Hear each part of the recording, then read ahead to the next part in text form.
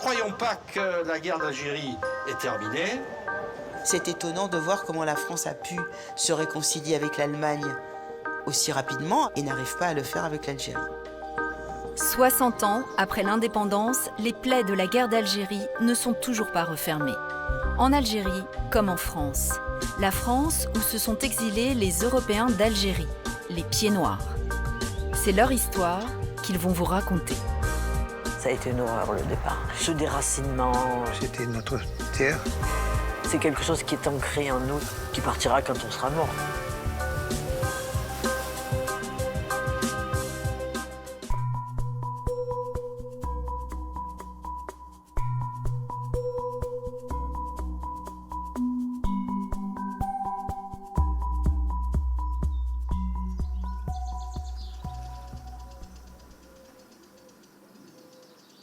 Il n'y a personne aujourd'hui. Hein? Non, personne. Il y a nous.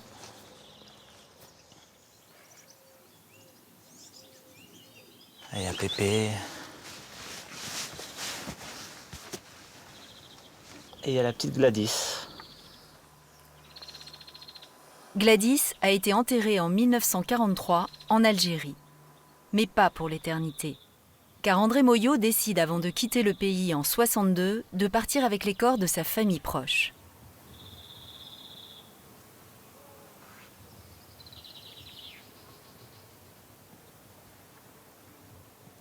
On l'a ramené avec les corps.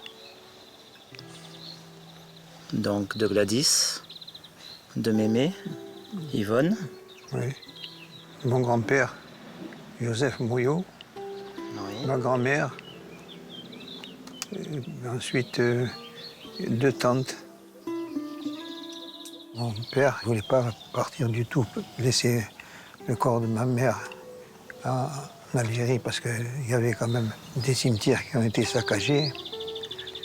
Il m'a dit, je pars si on peut emmener les corps. On a téléphoné à un transitaire qui était à Bonn. On l'a soudoyé pour qu'il puisse accepter de prendre les corps. Ils ont été emmenés par la grue qui les a amenés sur le bateau.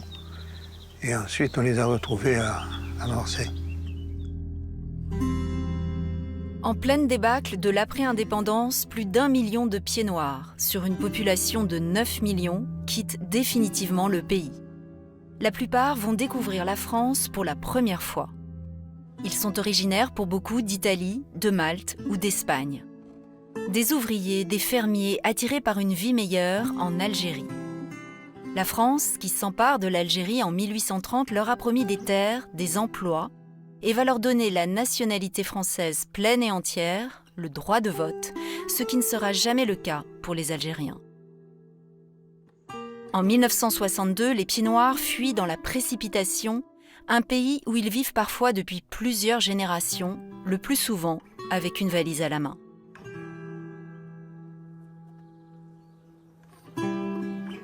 André Moyot, lui, parvient à rapatrier sans les déclarer 6 cercueils cachés dans un conteneur.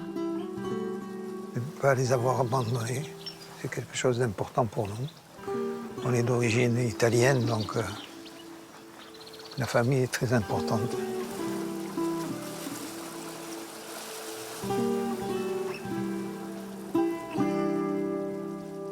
Cette histoire est tellement belle d'avoir pu ramener les corps. Pour nous, c'est une grande fierté.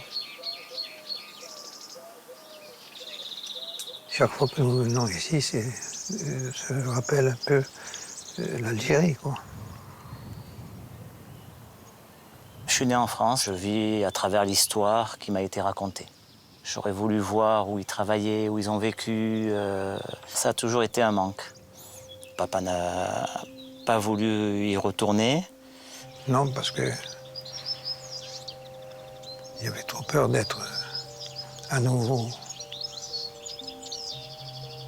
pris par cette ambiance et me dire que retourner, c'était peut-être facile, mais pour repartir, c'était encore beaucoup plus difficile.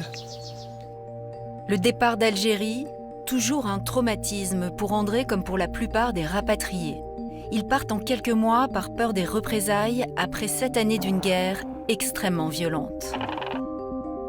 Une guerre où ont péri au moins 250 000 Algériens, des combattants du FLN, le Front de Libération Nationale, et surtout des civils algériens. 25 000 militaires français et 10 000 pieds noirs. Des mois d'atrocités qui ont mis les deux communautés à feu et à sang. Les exactions de l'armée française d'un côté, de l'autre, les attentats meurtriers des combattants algériens contre les Européens. Et on est né en Algérie, c'est pas de notre faute. La colonisation, elle existait avant nous. Et ensuite, bien sûr, c'était peut-être pas ce qu'il fallait faire. Je sais pas. C'est la déchirure de ta vie, ça. Mais voilà. Allez, bien.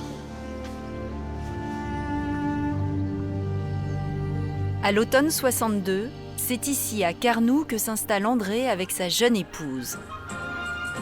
Une petite route de Provence, comme toutes les autres, à 20 km de Marseille, tout près du petit port de Cassis.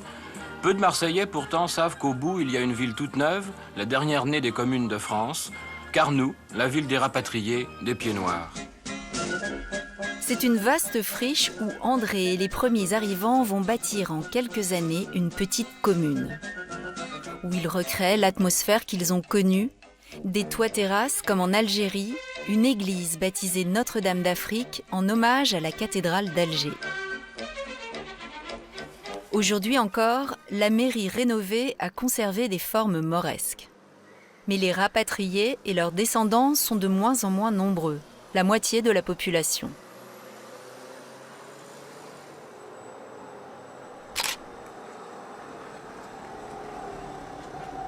André fait partie des derniers habitants de Carnoux qui ont vécu en Algérie. Il vivait à Soukaras, dans l'est du pays. C'est une frontière algéro-tunisienne. La région d'Annaba, qui s'appelait Beaune à l'époque.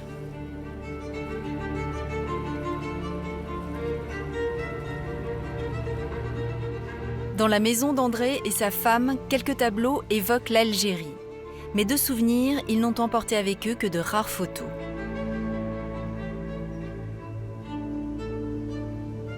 Ça, c'était en Algérie, ça. Ah, c'était en Algérie.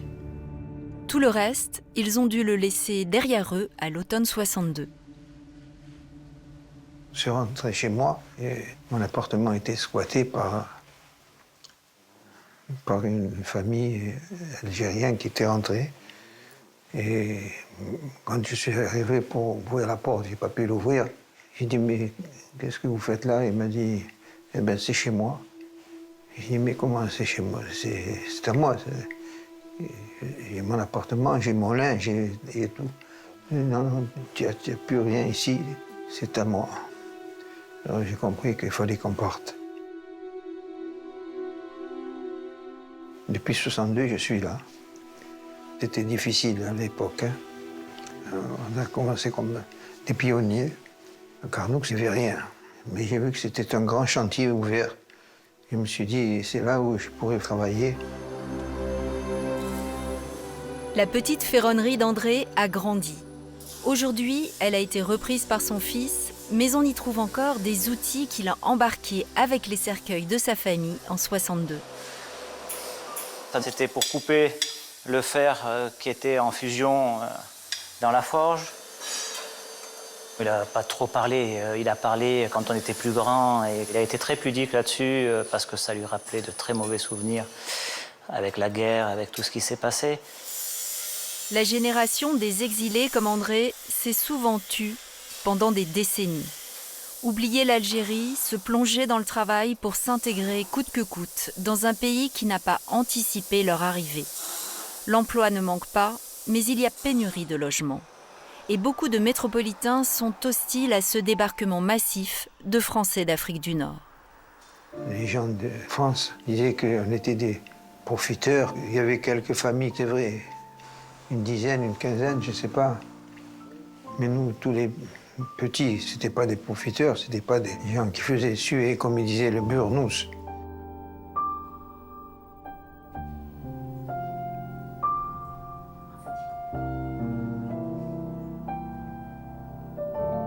Le sentiment d'avoir été les incompris, les oubliés de la tragédie algérienne marque la mémoire pied-noire. Pourtant, la relation entre les Européens installés en Algérie, même modeste, et le peuple algérien était profondément inégalitaire. Mais les Pieds-Noirs estiment que la France leur a fait endosser les injustices de la colonisation. Un ressentiment qui a motivé en partie la création de plusieurs associations de Pieds-Noirs. Elles réunissaient leurs maigres troupes le 26 mars à Carnoux pour commémorer la tuerie de la rue d'Isly en 62. C'est la dernière ou pas? Je ne sais pas. Écoutez, on va déjà faire celle-là de cérémonie. Vous la faites celle-là, et puis après... les prochaines, on verra. Hein. Le 26 mars 62, des soldats français chargés du maintien de l'ordre tirent sur des compatriotes. Des partisans de l'Algérie française descendus dans les rues d'Alger après la signature des accords d'Évian, qui ont mis fin officiellement à la guerre et ouvrent la voie à l'indépendance. Plus de 60 civils sont tués et 200 sont blessés.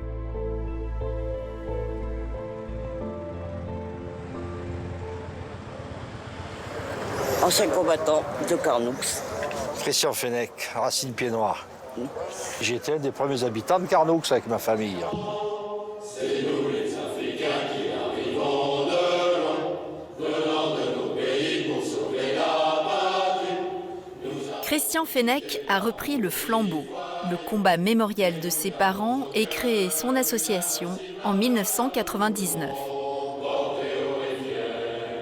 Ce 26 mars annonce toute une série d'autres tragédies, des enlèvements, des tueries, des massacres, et qui aboutira à cette fin tragique et à l'exil de tout un peuple. Un peuple qui n'en était pas vraiment un, mais s'est soudé en France autour de ce sentiment d'injustice. La communauté s'est politisée, souvent à droite, voire à l'extrême droite. Elle s'est construite à la fois contre l'État gaulliste et la gauche anticolonialiste. Il faudra qu'on établisse la responsabilité du pouvoir de l'époque, c'est-à-dire du pouvoir gaulliste une bonne fois pour toutes. La France gaulliste ne fait pas grand cas de la tragédie Pieds-Noirs. Elle veut faire oublier au plus vite la guerre d'Algérie. Une guerre qui a traumatisé l'opinion publique française et les jeunes appelés envoyés sur le front. L'État va taire pendant des décennies les atrocités de son armée envers le peuple algérien, comme la fusillade de la rue d'Isly. Il a fallu attendre 60 ans, en janvier dernier, pour qu'Emmanuel Macron reconnaisse la tuerie. Des soldats français ont tiré sur des Français. Il est plus que temps de le dire. Ce qui devait être une opération de maintien de l'ordre s'acheva par un massacre. C'est l'aboutissement de la pugnacité du milieu associatif Pieds-Noirs qui, depuis des années, réclame au moins cette évocation. Ça n'efface malheureusement pas ce qui a pu être dit avant. Voyez-vous, le crime contre l'humanité qu'on nous colle.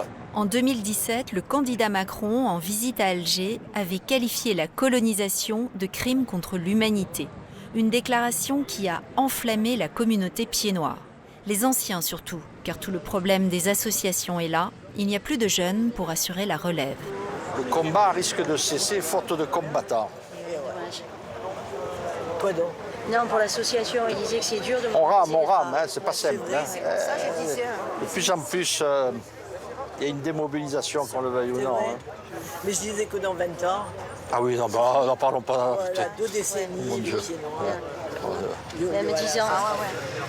Pour l'instant, on est là.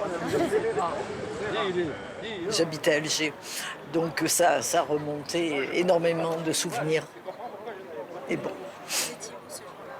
Et ben, j'étais chez moi, mais on habite au-dessus de la rue d'Isly, et on a entendu, et le lendemain, je suis descendue avec ma sœur sur la rue d'Isly, il y avait encore, c'était jonché de plein de trucs de sang, ça a été une horreur. Une tuerie sans nom, quoi, et pour rien.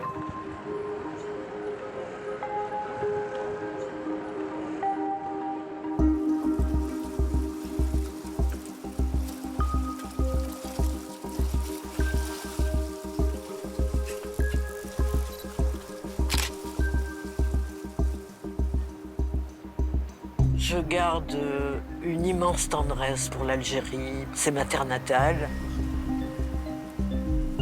L'Algérie, si loin, si proche. Juste de l'autre côté de la Méditerranée. Claudine vit aujourd'hui à Marseille. Elle a quitté Alger en juillet 62. Elle avait 20 ans. C'était la valise ou le cercueil.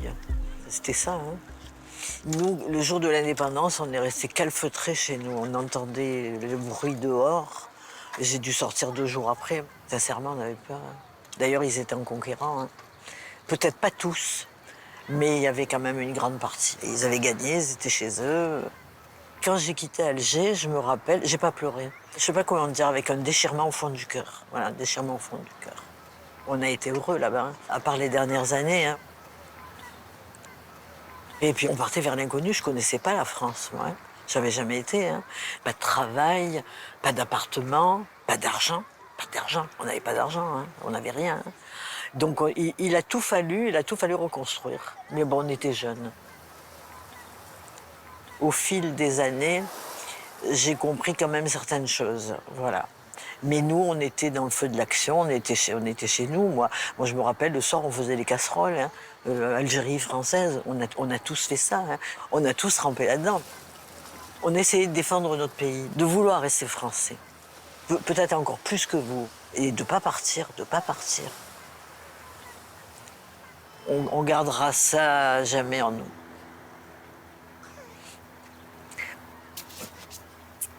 Vous voyez, ça remonte.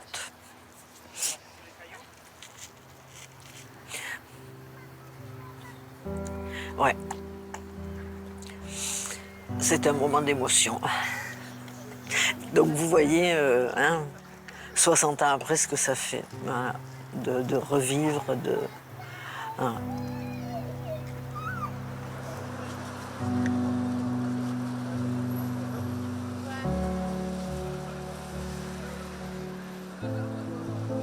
Claudine est retournée en Algérie il y a 10 ans avec son fils. J'avais toujours ça en moi, de vouloir revoir ma terre natale. Elle replonge dans ses souvenirs avec son amie Hélène, pied noir également, qui n'a vécu que quelques années en Algérie. Regarde, ça tu vois, c'était ma paroisse, la paroisse Saint-Augustin. J'ai fait ma communion solennelle, et qui est devenue une mosquée. Je suis partie en larmes. Et oui, toi, tu n'as pas ces souvenirs. Je n'ai aucun souvenir, même pas visuel, quoi. Non. C'est tout au travers de mes parents que j'ai connu l'histoire de l'Algérie. Les souffrances, le déracinement, bon, la non-acceptation ici en France. Je vais te retrouver. De l'Algérie, Claudine se remémore surtout la guerre. Les attentats des indépendantistes algériens dans Alger contre les civils européens. Le Milkebar, c'est un endroit qui a été plastiqué, où des jeunes ont perdu des membres. Ah oui, non, ils ont fait quand même. 2 ans plus tard, en 1958, le général de Gaulle se rend à Alger. Il clame aux Européens. Je vous ai compris! Il n'évoque pas l'indépendance, laissant espérer encore une Algérie française. Les pieds noirs le détestent, de Gaulle. Hein. Il nous a vendus, il nous a laissé espérer, et après il nous a abandonnés. Voilà, c'est ça. Juste avant l'indépendance, l'Algérie bascule plus encore dans la violence. L'OAS, une organisation clandestine terroriste pro-Algérie française, sème la terreur. La jeune Claudine soutenait l'OAS à l'époque comme toute sa famille, mais avec le temps, elle a pris du recul. Je crois qu'une nuit, ils ont mis 100 bombes. J'étais planquée sous un lit, tellement j'avais peur. Ils détruisaient les magasins arabes. Il y a eu des atrocités de part et d'autre. Son père meurt à ce moment-là d'un cancer. Elle a retrouvé 50 ans plus tard sa tombe pratiquement intacte dans un cimetière d'Alger. On avait été à l'enterrement un jour avant de partir d'Alger, et puis on n'était plus retourné. C'est moi qui avais fait faire le carrelage au-dessus, aux couleurs de l'OS, blanc et noir. La croix n'avait pas bougé. Il était bien. On a mis des fleurs, et puis après à mon fils, j'ai dit, bah, écoute, voilà, je retournerai plus jamais. Claudine n'a pas reconnu son Algérie. Le pays où elle est née n'existe plus.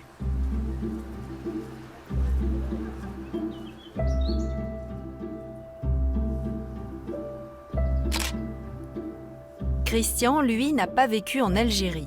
Il est né en France en 62, juste après l'arrivée de ses parents.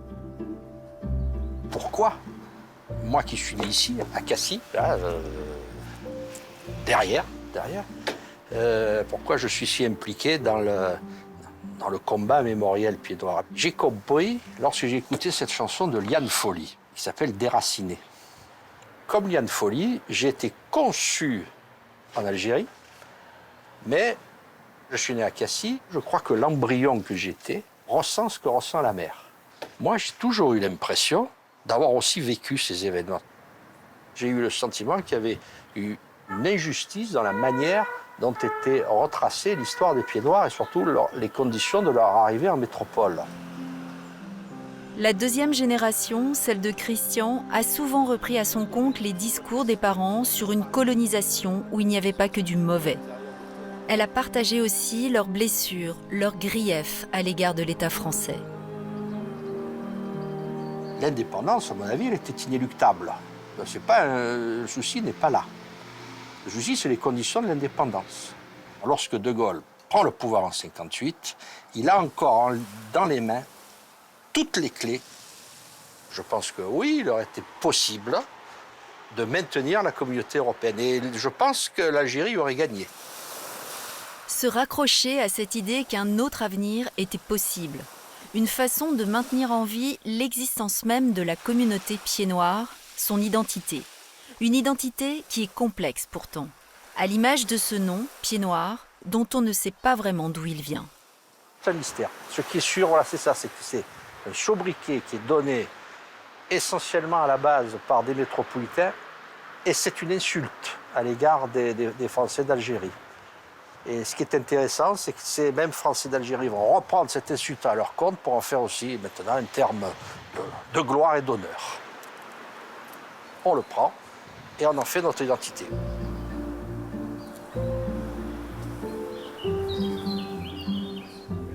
Si on parle de la transmission d'identité, on a un petit souci là. Ça, c'est le mariage de tes grands-parents. Ça, ce sont mes arrière-grands-parents. Le neveu de Christian, jeune étudiant, incarne bien la troisième génération. Une génération qui a entendu parler de l'exil des grands-parents, mais qui ne se sent plus investie ou traversée par cette histoire. Je n'ai pas particulièrement de rapport avec l'Algérie. Pour moi, c'est un pays qui a un passé historique comme beaucoup d'autres, et d'où forcément ma famille est issue. Mais au fond de moi, je ne la vois pas comme un pays différent d'un autre. Qu'est-ce que vous voulez dire? Et quelque part, alors, ça veut dire que notre intégration a réussi. C'est plus de l'intégration, même c'est de la désintégration. Hein. La désintégration, vécue comme une perte par Christian, c'est un sentiment qui n'est pas partagé par tous.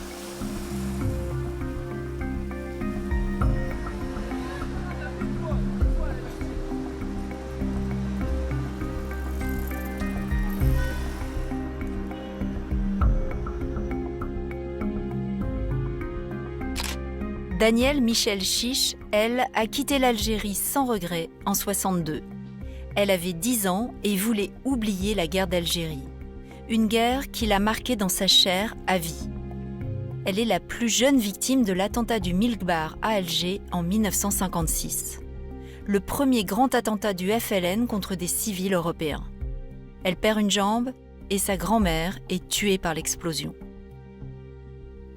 J'ai juste le souvenir, non pas de l'explosion, mais qu'après, je cherchais ma grand-mère, je ne la voyais pas, je criais, m'aimais, et j'avais l'impression qu'aucun son ne sortait de ma bouche. Et j'ai compris beaucoup plus tard qu'en fait, j'avais dû avoir les tympans un peu secoués par l'explosion et que je devais hurler comme une folle, mais moi, je ne m'entendais pas. Et c'est le seul souvenir que j'ai, c'est cette panique de ne pas la voir. Je pense que j'ai été projetée parce que j'étais petite. On était assises à la table sous laquelle était posé le sac avec la bombe. C'était peut-être ma chance aussi d'avoir eu 5 ans. Je suis restée 6 mois à l'hôpital, mais après, une fois qu'on m'a appareillée, j'ai marché et puis j'étais une petite fille qui avait envie de jouer, de vivre. Mais une petite fille qui va vivre au cœur des tumultes. des violences grandissantes qui secouent Alger.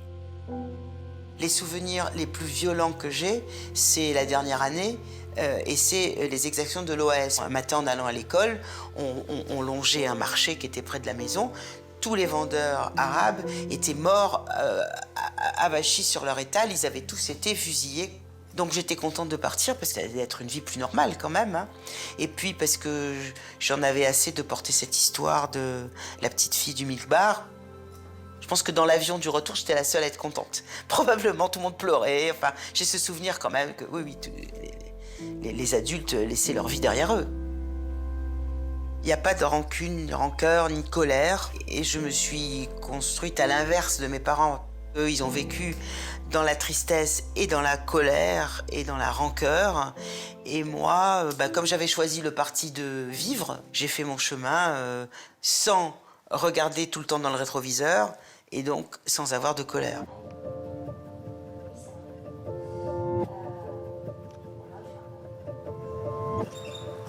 Au cœur de sa vie, l'engagement et surtout le combat féministe. Au MLF, le mouvement de libération des femmes, est dans cette maison des femmes à Montreuil où elle a beaucoup milité. L'histoire, tout court, c'était l'histoire des hommes et les femmes étaient totalement absentes. Elle l'a créée à l'université. Ma mère était une femme juive d'Afrique du Nord, assez traditionnelle. Et donc soumise à la loi de son mari. Et je me disais, moi je veux pas de cette vie-là. Jeune étudiante à Paris, à la fin des années 60, elle s'engage aussi pour un court temps au Parti communiste. Un PC très anticolonialiste et très hostile à l'époque à la communauté pied-noir. Mon engagement politique et mon histoire m'ont mise en porte-à-faux l'un par rapport à l'autre.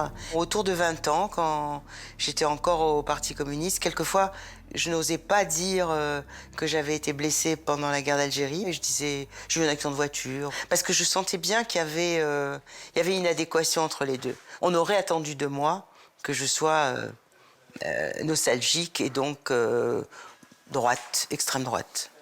En porte-à-faux avec ses camarades communistes, elle l'est aussi avec sa famille. Ma famille, je ne supportais pas bien non plus mon engagement. Ma famille, bien sûr, aurait préféré que l'Algérie reste française parce que c'était leur pays. Ils n'en connaissaient pas d'autres. Ils ne comprenaient vraiment pas pourquoi ils devaient quitter leur pays. Quand ils disaient chez nous, ça voulait dire l'Algérie. Et à chaque fois, je les reprenais et je disais, mais non, chez vous, c'est ici. Non, non, chez nous, c'est là-bas.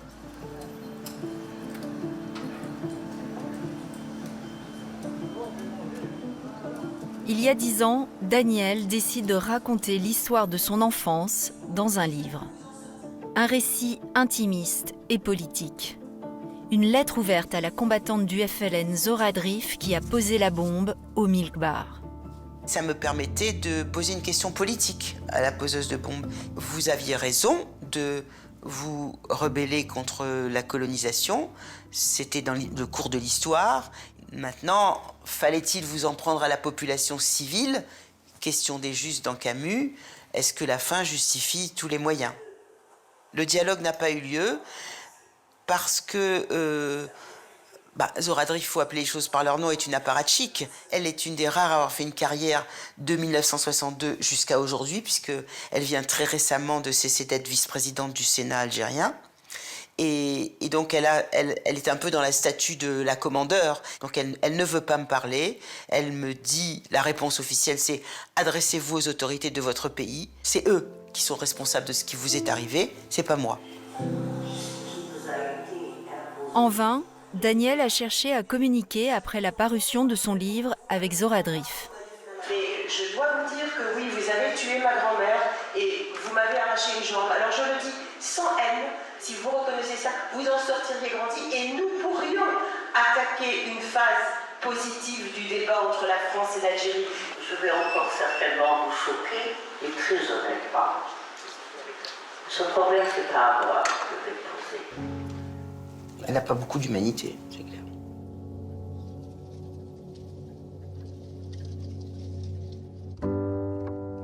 « 60 ans après l'indépendance, les Algériens, leurs autorités en particulier, n'ont toujours pas réglé leur compte avec la France coloniale. La plupart des Pieds-Noirs n'ont pas surmonté le traumatisme de l'exil, la perte de leur terre natale. Alors comment se réconcilier ? Pour qu'il y ait réconciliation entre la France et l'Algérie et entre nos deux histoires, peut-être faudra-t-il qu'au moins certains protagonistes meurent, mais je n'en suis pas absolument certaine parce que les générations suivantes sont encore formées avec la lecture de l'histoire de ces gens-là. La revanche prise sur la France nous a opprimés, etc. Ce qui est vrai, la France était la puissance colonisatrice, mais on n'enseigne pas la guerre comme ayant été faite des deux côtés. On voit bien qu'en France, ça a pris déjà beaucoup de temps pour enseigner la guerre d'Algérie et pour reconnaître certaines exactions de l'armée française, etc. Maintenant, il faut écrire l'histoire ensemble. Qu'est-ce qui reste des Pieds-Noirs? J'ai transmis à mes enfants le fait que je suis une méditerranéenne. Je suis une juive laïque de Méditerranée. Il va y avoir des choses qui vont être transmises de manière diffuse, inconsciente aussi. On sera tous réunis à nouveau au cimetière. C'est terminé. On n'entendra plus parler des Pieds-Noirs. Ça s'éteindra.